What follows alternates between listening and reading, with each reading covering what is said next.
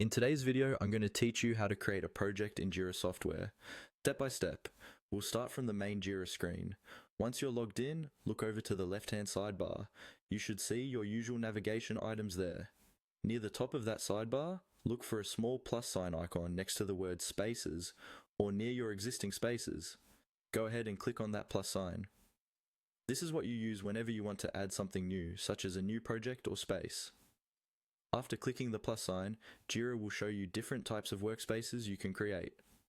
Since we're focusing on building a project for development work, choose the option labeled Software Development.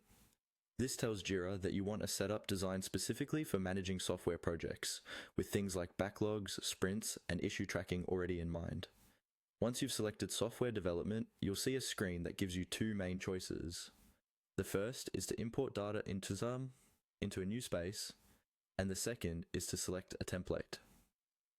Importing data is helpful if you already have existing tasks and issues in another tool or file and want to bring them into Jira. However, if you're just starting fresh, the simplest and most common approach is to select a template. So let's go with the template route. On this screen, choose the option that allows you to select a template and then look for a template that fits a typical software project. Depending on your Jira setup, you might see something called a US template or a standard software development template. Click on that template. Templates are great because they come pre-configured with example workflows, issue types, and views that are already tailored for software teams.